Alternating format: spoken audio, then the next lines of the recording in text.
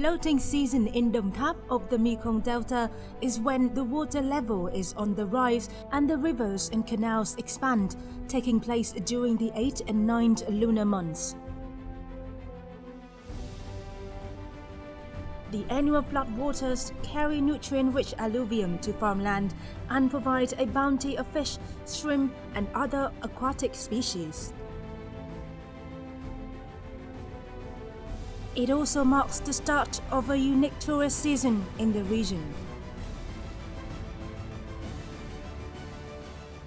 Look at this beautiful scenery we have around me. Not only do they have beautiful scenery, they have great delicacies here. During the flooding season, it even adds to the beauty and adds more wonderful food to the menu here. I'm here in Đồng Tháp province, and welcome to Fine Cuisine.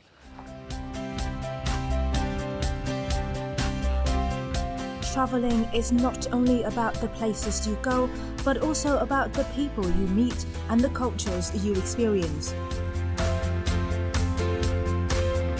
Visiting Đồng Tháp province gave our guests a chance to experience the authentic lives of locals who depend on the river to make a living.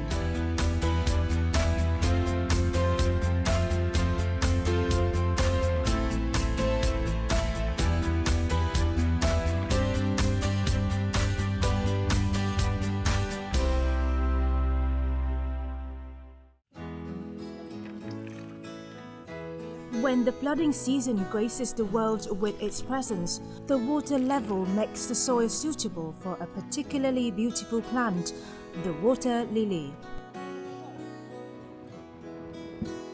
Provinces in the Mekong Delta, including Đồng Tháp, boast white and pink water lilies stretching near and far.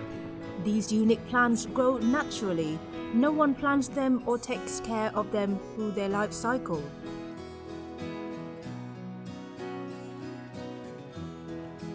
The higher the water level gets, the longer the water lily stems grow, winding in and around each other.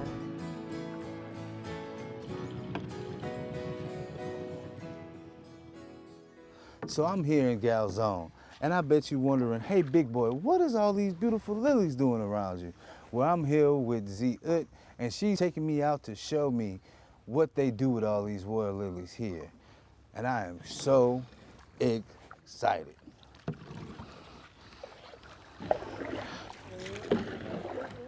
Ut's real name is Nguyễn. She's 73 years old and has been working as a water lily harvester for more than 30 years.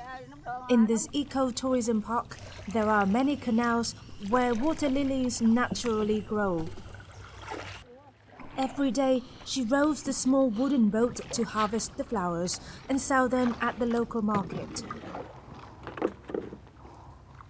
So how often do you come out and pick these lilies? Is it once a day, twice a day, every couple of days? Sáng đi cái khoảng 10 giờ, 1 giờ về. Có nhiều thì hái về trễ, còn ít thì hay về sớm. Mình lựa cái bông nào đẹp thì mình hái, còn có trái thì mình bỏ, già bỏ. Non vậy thì mình hái nè. Non thì nó ngon, già nó cứng không ngon. Why does the water lilies taste best in the flooding season? Mùa nước nổi là nước nó lên là nó ngon nhất. Nước cao, nó dài, trắng ngon, nó mềm. And how much would that earn you to put in your pocket? Ngày bán được 200, 2 chồng nhổ. In the old time, during the flood season, food resources were scarce, so local people used the stems of water lilies instead of vegetables for their daily meals. Today, this dish has become popular among tourists, helping not only Ut, but many other local farmers in Đồng Tháp earn a better income.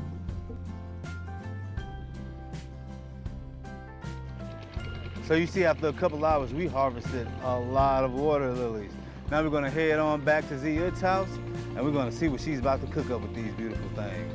I can't wait.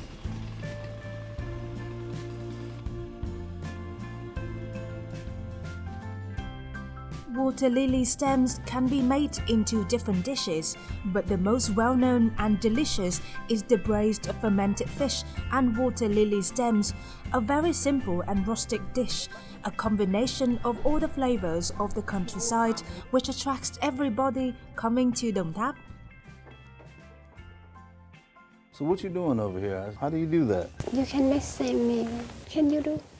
Let's see, let's try. Bông súng nó rất là dài anh, nó dài tới 2 mét rồi. Thì trước tiên thì mình phải cắt ra từng đoạn. Rồi sau đó thì mình mới bóc vỏ nó. So do you use the flower from the lily? Khi mà ăn bông súng thì chỉ ăn cái phần trong này thôi, còn hoa thì không ăn được. Bông súng ngon nhất thì mình ăn với là mắm kho. Bên cạnh đó thì cũng có thể là ăn sống nha, rồi nấu canh chua, xào, hoặc là làm gỏi, hoặc là làm dưa chua. How long would it normally take you to peel all of this? 1 hour. 1 hour? Yes. The most important ingredient for the dish is fermented fish, which is mixed with water to make the broth of the soup. Other ingredients are very familiar and simple, including some eggplants, vegetables including banana flowers, some water morning glory, and water lily stems, and of course, fish. Muốn ăn bông súng mắm kho thì về Đồng Tháp ăn cho đã thèm. Đó là câu nói mà tất cả người dân Đồng Tháp nào cũng phải biết tới. Đây là món ăn quen thuộc của người Đồng Tháp. Nói chung là họ ăn quanh năm. Nhưng mà ngon nhất thì chỉ là cái mùa nước nổi. Tại vì lúc đó thì có đầy đủ nguyên liệu và cái nguyên liệu nó ngon hơn. Mùa nước nổi thì cái cọng bông súng nó dài nè, nó non và nó xốp. Những món ăn từ bông súng thì đó là cái món ăn thân thuộc của người dân Đồng Tháp. Few know that water lily stems can be made into pickles. Local people here use the stems, which are already peeled off the skins, clean and dip them in a mixture of water and salt. This is similar to making pickled cabbages, a very familiar side dish of Vietnamese people. They can eat the pickles right away or leave them to ferment for a few days, then braise with fish or meat. This dish will help you taste the sweetness in every bite of water lily stems. I've noticed that pickling is a big thing here. It's sweet. It reminds me of some kind of fruit. I can't really put my mind on it right quick, but it's sweet with a hint of bitter. Kind of broke down the texture of the water lily a little bit. So it has a little crunch, but it's still this. Every time you take a bite, it's like the pickling juices just squirt right in your mouth.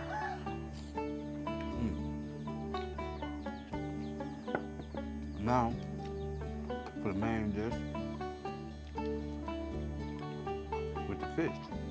I love the array of vegetables in here.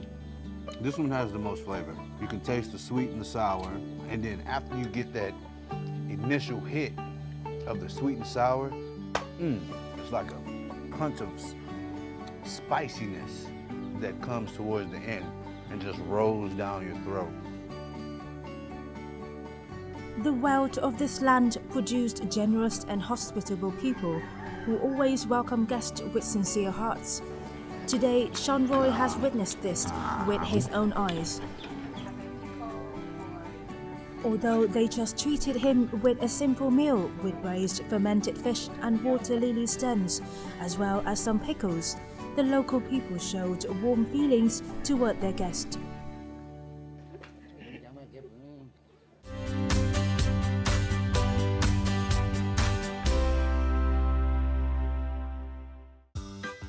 During the flooding season, the water lilies have been consumed a lot at local restaurants. Especially the famous lo mắm or salted fish hot pot cannot be perfect without water lilies among other vegetables. The major ingredients for the hot pot include pork, shrimp, cuttlefish and other species of fish. This dish is particularly enjoyed since so many alternatives are possible, offering a wide array of delicious tastes. But in general, lo mắm is a unique mix of meat ingredients, vegetables and spices thrown into a single hot bowl of wonderful flavors. The most typical flavor of the hot pot is created by fish sauce made from snap fish, a kind of sweet-smelling and greasy fish, the spicy taste of red chili pepper, and the sweetness of other ingredients. So early today, I was able to enjoy a wonderful meal with Zia, and she cooked me water lily in a couple different ways.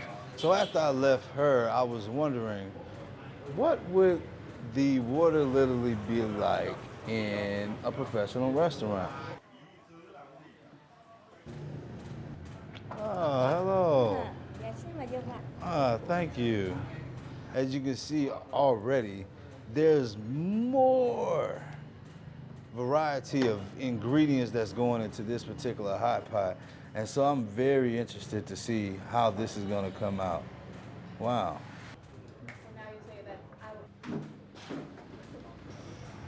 We're going to try the water lily.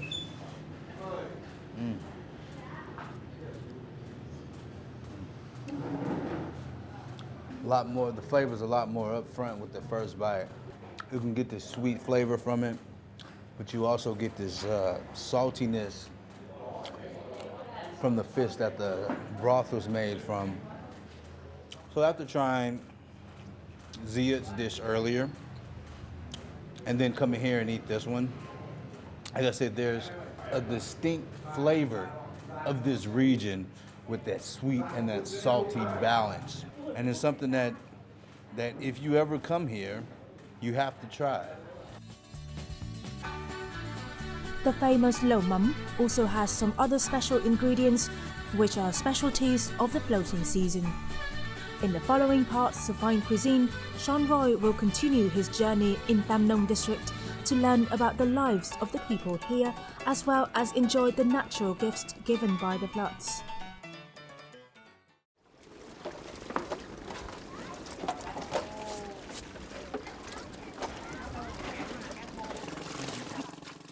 Local people say that the floating season this year came later than previous years. The water has never been so important to the local people, as the flood water brings vitality to the vast delta areas, carrying with it alluvia and a large amount of aquatic products. The floating season brings a livelihood to many people in the area. Today, Sean follows Lang to catch ling fish for the first time. This type of fish is popular during the floating season in An Giang and Đồng Tháp provinces. Other provinces also have this kind of fish, but not as much. On the immense water field, Lang skillfully steers the boat to the fish trap.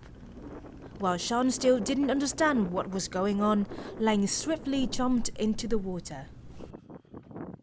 Nước bây giờ mùa nay là nó ít nè, rồi mấy mùa trước lên cao gì nè, cái linh gì nhiều.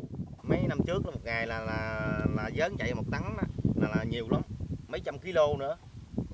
Còn mùa nay như nước gì ít nè, rồi mình không được nhiều, cá nó không có được nhiều. Một ngày đi dở 2 lần, sáng đổ 1 cái, chiều đổ 1 cái nữa. How much can you earn a day catching ling fish? Ngày kiếm được 200-300 ngàn.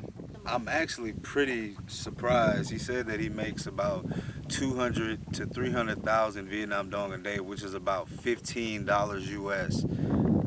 That's what we charge for one plate sometimes in a restaurant. Nó lội dưới này nè, cá bao nhiêu? Đó.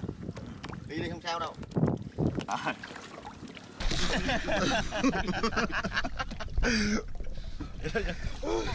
Đây nè.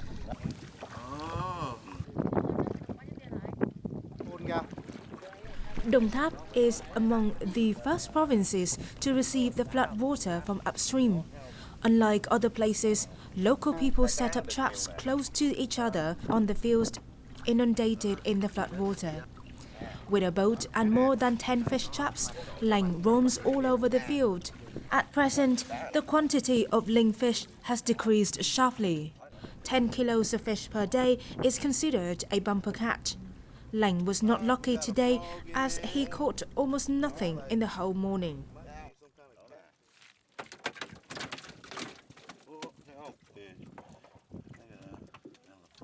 We end up catching some ling fish.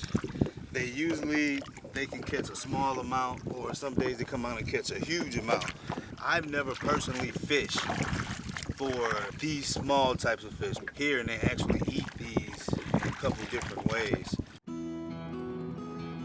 While catching the fish, Lang was able to pick some water morning glory, a popular kind of vegetable in the flooding season. Sean was eager to help him. However, during the flooding season, local people here are proud of another special produce, sesban flowers, a unique kind of flower flavoring a special dish of people in the Mekong Delta region. Common sesban is a wild tree which grows well in the seasonal wetlands. Mùa nước nổi á, là thường đi xuồng nè, chúng tôi thường đi xuồng vậy nè, rồi đổ vớn, hái điên điển này về ăn. Mùa nước nổi lên là sống là nhờ vậy đó, nè, hái đây. Giờ mình ăn sống kèm với cá linh, gì đó mình chua ăn cá linh. Sesban flowers bloom only once a year during the flooding season. The flower season also doesn't last long, only 2 to 3 months.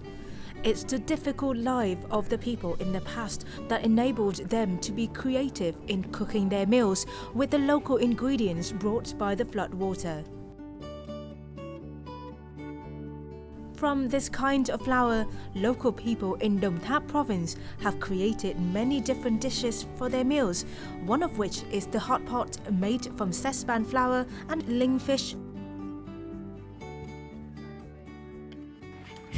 Nè, cái này là bông điên điển nè, đó, này có muống, thấy không? Còn cái này là món cá linh nè, cá linh mình để vô, này là lẩu cá linh bông điên điển. Ăn ớt không, để ớt vô, đó, nè ăn đi chín rồi. Smells good though. Ngon lắm đó, đầu để ăn trước miếng coi. Lắm, ngon. Long? Ngon. Nè, đó, này ăn ngon. Long. Ngon. How often do you eat this? Đây thường xuyên hoài à. You see the pretty small whole fish. Cá đổ vớn nãy đó. Just pop it right in your mouth. I was more so worried about bones, but since they're so small, you don't really feel the bones. So that's pretty good. It's pretty tasty. The plants from earlier that we caught. And that just takes in all the flavor from this broth here. Was this nice sweet and kind of sour type of broth. It goes good with the fish.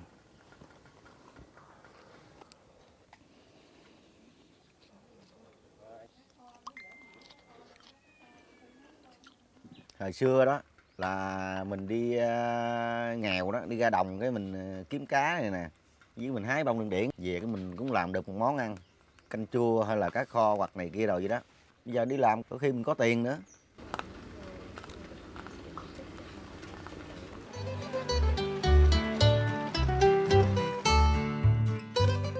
As the upstream area of the Điển River, Tam Nông district of Đồng Tháp province has been known as a place endowed with a variety of products during the flooding season, especially snakehead fish. Beside catching fish, the job of making dried snakehead fish is also popular here. So as you can see, there's a whole lot of fish here. During the flooding season, they bring all this fish and they can't eat it all themselves, but they dry it and make a living year-round off of doing this. I think that's pretty interesting.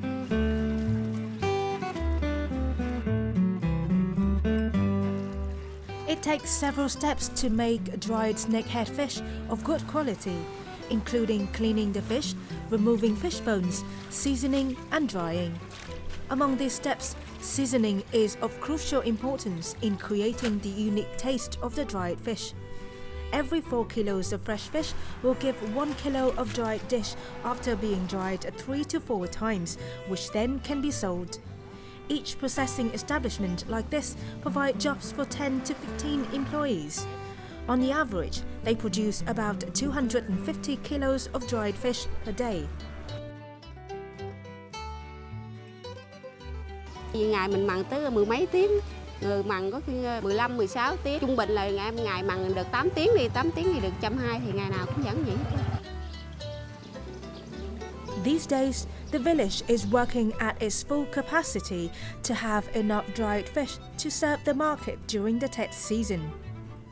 Most of the products here are handmade, so they are very attractive, bringing about a large amount of income for local people. Chỉ có mùa nước là người ta sung túc hơn, người có bắt cả tấn, người ít thì bắt 600-700 kg. Mùa nước này thì người ta nhờ vào con cá, còn mùa khô chỉ vào làm ruộng thôi chứ không có làm gì thôi được.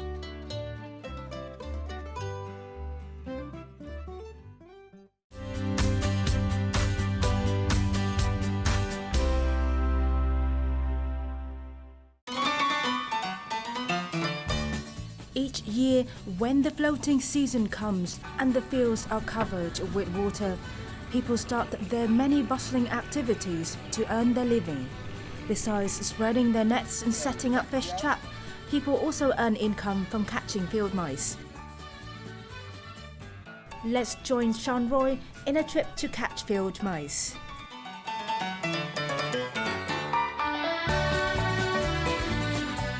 I was told that public enemy number one on these beautiful rice fields are the field mice. They're eating all the crops. So today I'm coming to meet my friend Mr. Ty, and he said we're gonna go hunt these field mice because he has a boatload of wonderful dishes that he wants to show me today using his field mice. I'm a little nervous, but we're gonna get it done today.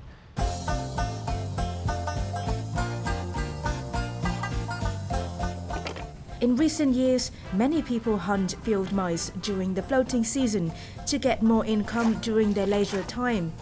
Although people can catch mice all year round, the floating season is the peak time.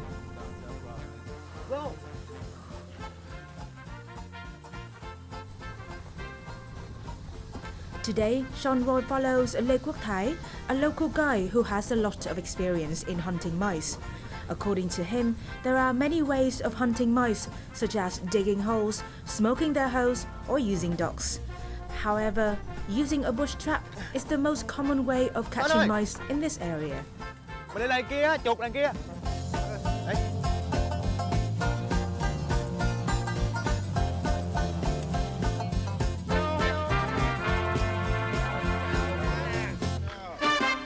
Sao đây? Chuột ở trong này nè. Mình dỡ này ra. Mình bông lưới lại. Nhiều lắm. Chút xíu nữa mình sẽ bắt nha. Dỡ cho chuột này thì hầu như là đợi đến cái cuối mùa lúa cắt xong rồi, nhất là cái thời mùa nước lũ nè, khi mà chuột không còn chỗ trú á, mình chắc chà và chuột nó vô nó trú ẩn trong đó đó, mình dùng lưới mình bao lại rồi dỡ chà ra mình bắt, nó gom lại thì nó nhiều hơn cái lúc mà nó nằm ở ngoài tràn lan ở bên ngoài. Chuột cắn trong kìa. Bush traps are usually made from dried trees, which will be piled up to make a stack covering an area of about 15 to 20 square meters. They often remove the bush every 10 to 12 days.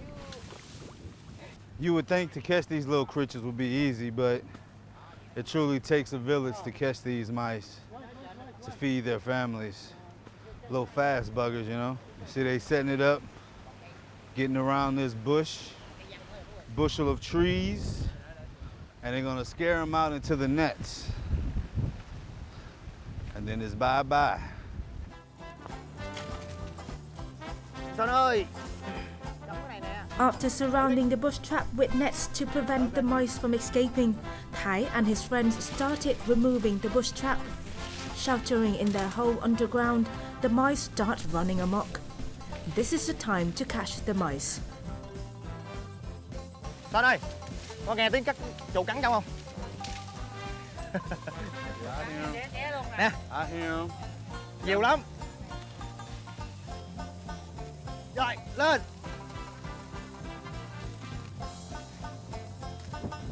Son!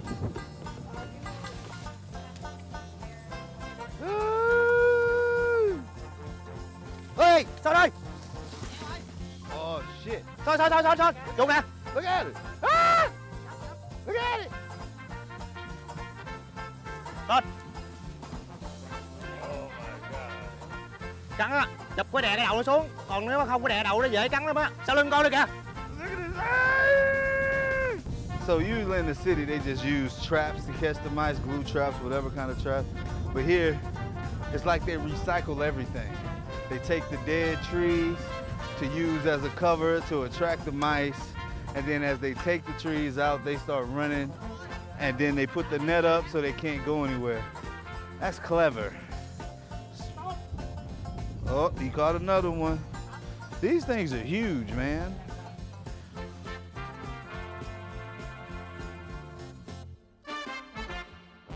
On average, people can catch from 5 to 10 kilos of mice from a bush trap like this. If they are lucky, they can catch up to 50 to 60 kilos. During this season, the mice are fatter, so their meat is tastier.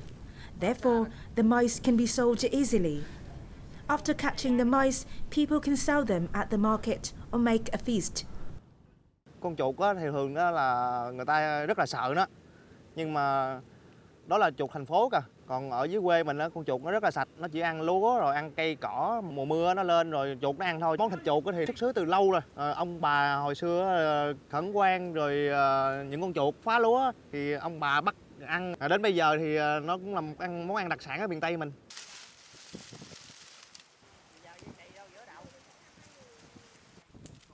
The mice with fatty meat can be made into many different dishes, which taste just as good as chicken. Therefore, people here have a saying that goes, "We need neither snakehead fish nor catfish. The meat of mouse and snake is an ideal quick little meal." Quá ngon. Hồi nào cho có ăn con này chưa? Never in my life. I've never seen this at all. If you see a rat at my home, you kill it, feed it to the cat. Bữa nay mình sẽ làm mèo. The simplest dish that Thai usually make after catching mice is grilled mouse meat dipped in chili peppers and salt.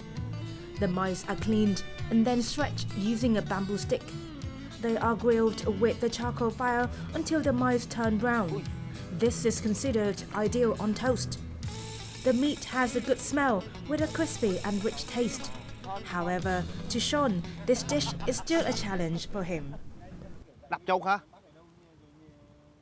I'm tired, a little nervous, excited, confused, all of the above.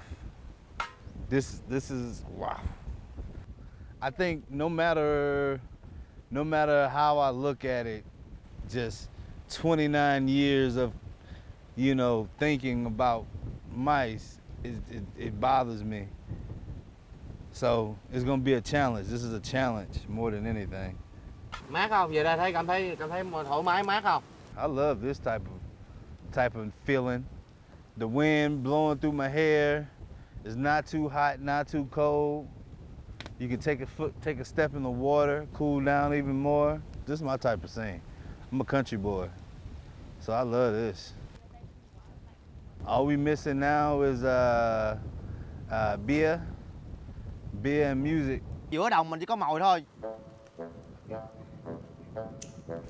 The mice meat has really good smell and rich taste with very little fat. When eating, you rip the meat into small pieces and dip it in chili pepper and salt, which helps enhance the taste of the food. One doesn't have to put too much effort on making a dish from field mice. Only grilling the meat is enough to bring the mouse meat to its fullest taste. When coming to the Mekong Delta region, the chance to try the mouse meat in the immense space is a new experience you won't get at home.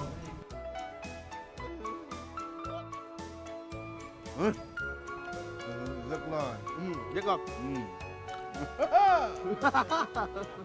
Like I said, I think it's more of a mental thing.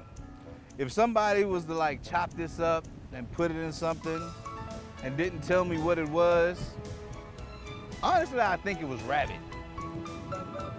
What about you? You ever had rabbit?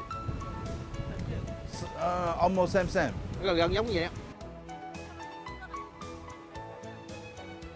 I think that Mother Nature blessed this particular area because most places, when flood season happens, everything is ruined. Everything is assured, is bare.